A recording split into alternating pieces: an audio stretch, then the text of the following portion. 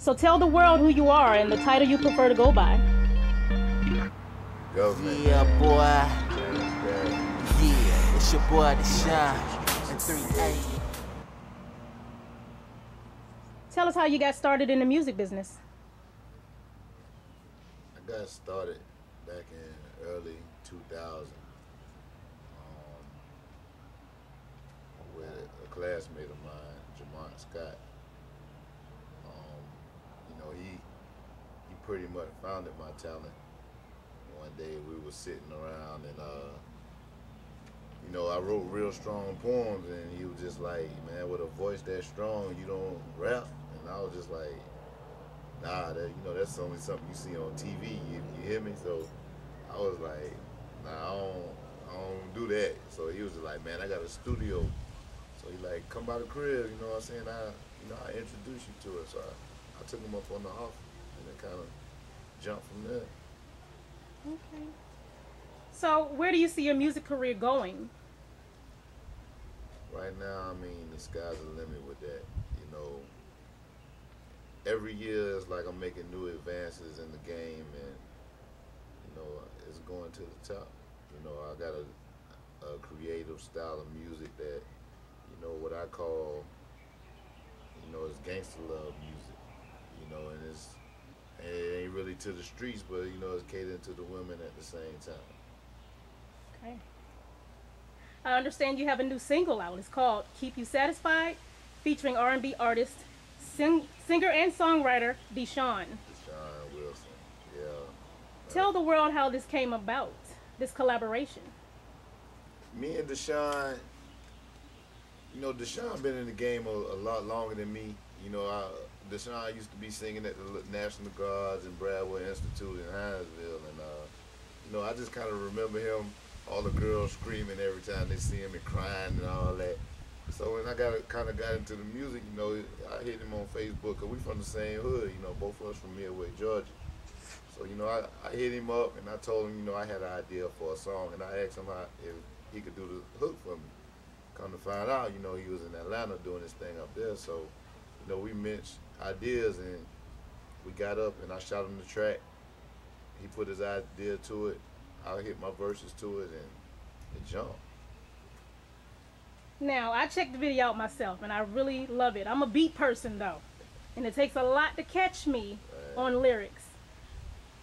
I really like y'all lyrics. They're very understandable, sexy. Yeah, definitely that. Definitely that. You can't keep them satisfied if you can't be sexy with it. Now, can you tell me about this line? I just want a sample. Got more than I can handle, but good like gumbo out Louisiana. Tell me a little bit about that line, please. Man, everybody know if you had gumbo from Shreveport or anywhere in Louisiana, that's some good gumbo. So it pretty much defines a man wanting a sample but got more than he can handle.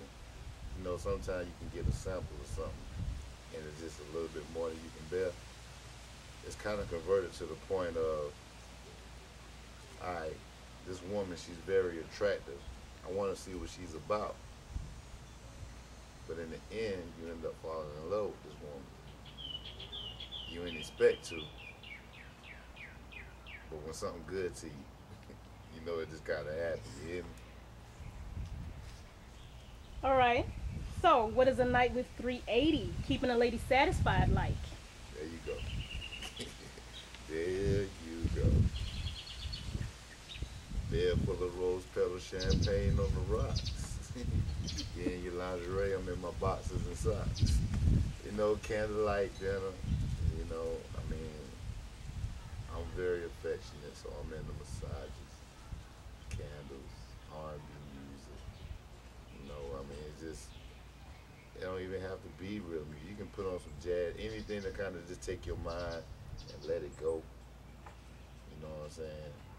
It's just you and that person, man. Let your minds go to the next ecstasy. It's all about her. I ain't satisfied until she is, you hear me? Okay, so where did you all do the video shoot? We shot Keep You Satisfied in Atlanta. in 3 locations. We shot in downtown. We shot in Jonesboro, and we shot Midtown Atlanta also. That's a lot of places. Yeah, we got around pretty much. The video started off at the bus stop down by the Braves Stadium.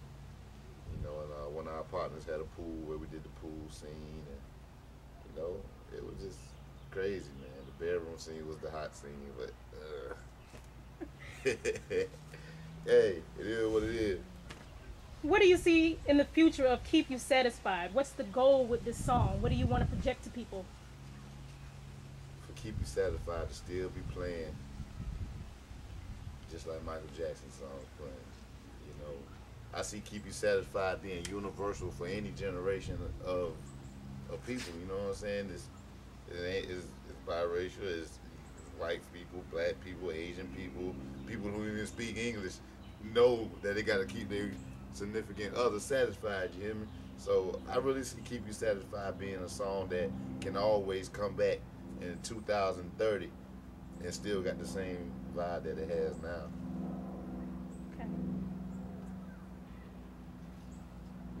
Now, I understand that you gained 5,000 views in the first week of the song, and then 15,000 by the end of the week.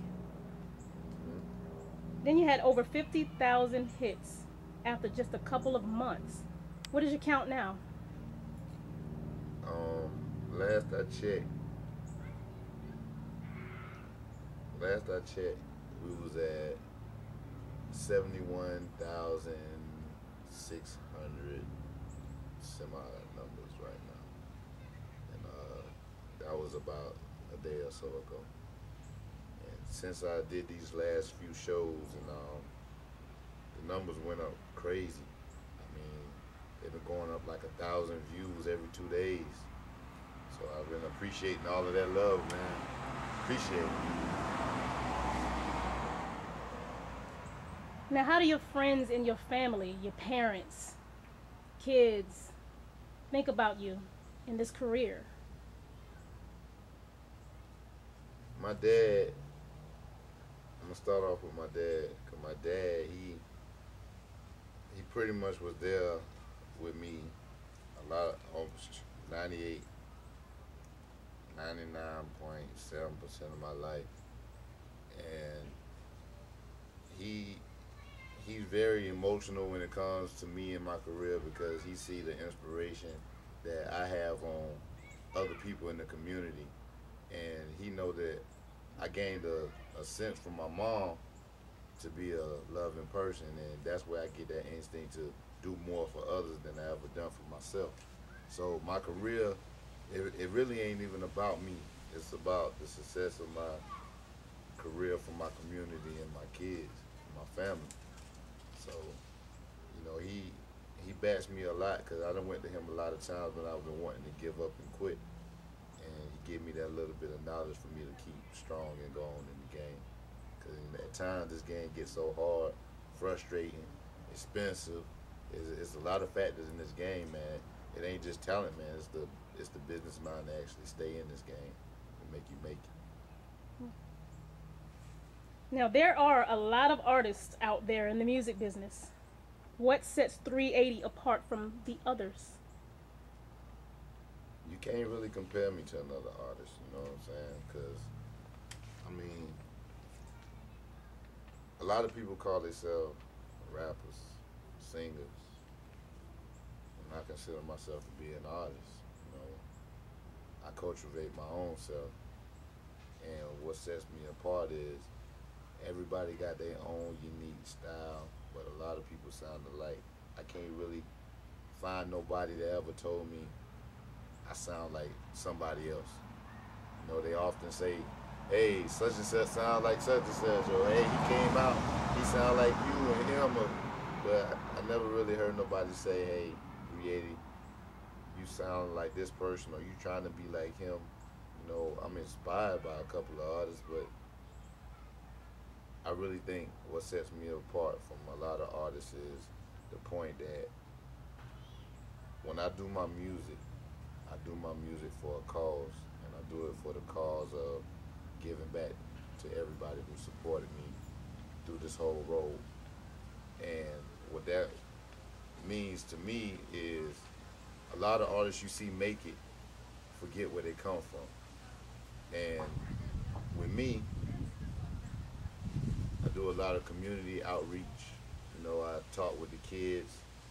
I have a entertainment of my own that's self-employed that I help younger up-and-coming artists, even artists that's been out in the game before me, help see better ways to the light that they never seen before. And it's like I help them shortcut a road that they may know how to travel, but don't know how to steer in the lanes.